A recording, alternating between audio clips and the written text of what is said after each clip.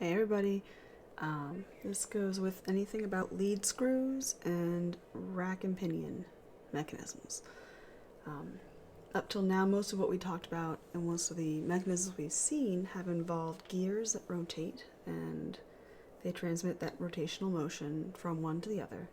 You might have ones where the gears change directions, you might have them where one gear is in at a 90-degree angle to the other gear.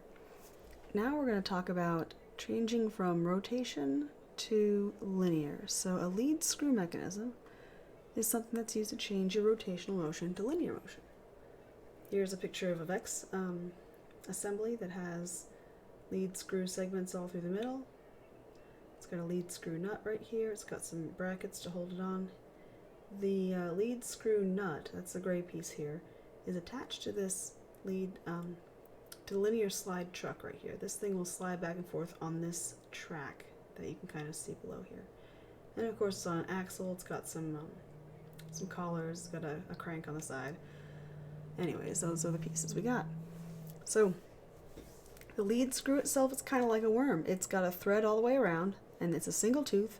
Every time you rotate that crank one rotation, it advances things along one tooth at a time.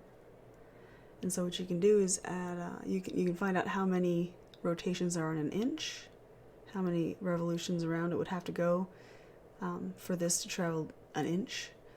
I did not measure yet, and I can probably go do that tomorrow if I remember to. But it's something that's interesting to think about. So, how you put this thing together, you line up your lead screw segments together. And there's ways that they notch together. I'll try to get a video of actual lead screw segments from school tomorrow. And you can have as many as you want in a row, depending on how far you want your linear motion to go. So when you thread onto those segments, you thread on a lead screw nut. This is a larger piece. It can be used to attach to a slide truck, and that's, like I was describing earlier, it's going to slide along this linear slide track. And that'll keep it going in a line. So where do you find them in real life? You can find them in linear actuators. An actuator is just a part of a mechanism that moves like a final piece on a machine or a mechanism. And so you'll see here, this whole thing is basically a screw, and as it rotates, when it rotates one way, this little thing here on the track goes that way. When it rotates the other way, it will come back this way. So the direction of travel, the direction of the motion, is reversible. But the flow of power isn't. Like, I can't just like hold onto this piece and like push it this way and it'll make the whole screw turn. It just doesn't work like that. You might see them in machine slides.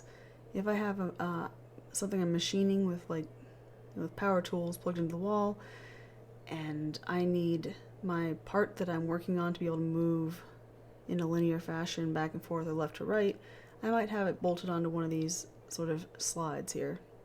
And then if this gets rotated, then the mechanism will slide back and forth.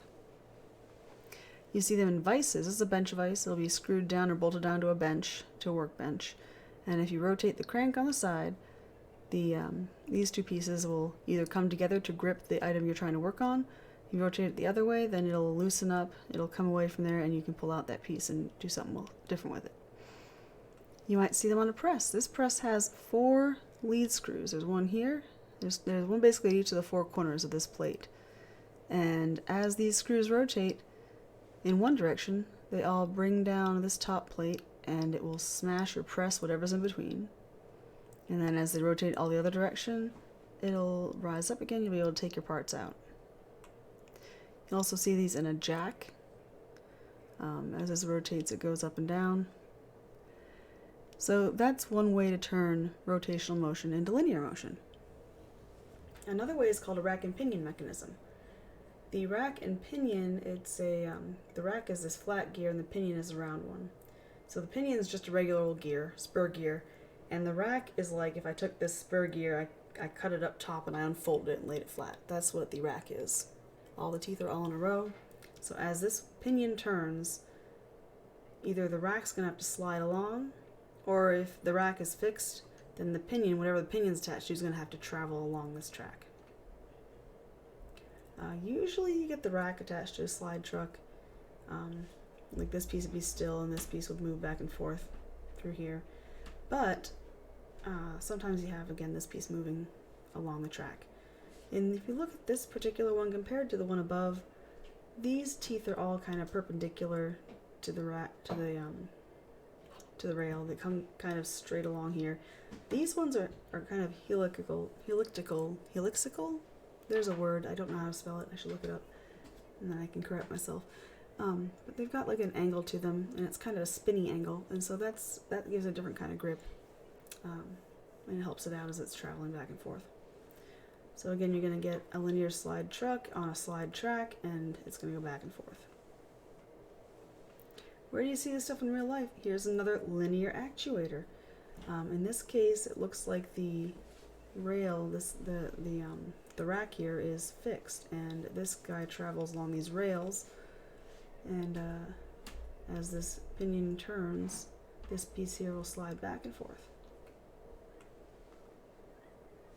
Here's an example of a rack and pinion in a steering mechanism. If this goes up to the steering column, as you turn the wheel to the left or the right, this pinion gear will make this rack slide back and forth in this track. And as it goes, here's where it would connect to one of your wheels. And as this goes out farther, it'll turn the wheel one direction. If it pulls it back, it'll turn it the other direction. I found this picture, and I've been admitting to everyone I don't actually know exactly how this one works. There's a roller coaster that popped up when I was looking up rack and pinions, and I thought it was kind of cool. Like, kids like roller coasters, right? If you're interested, go Google it, see rack and pinion and roller coaster, and see what this, I think it's called Spike. I guess that's kind of fitting. See if you can figure it out.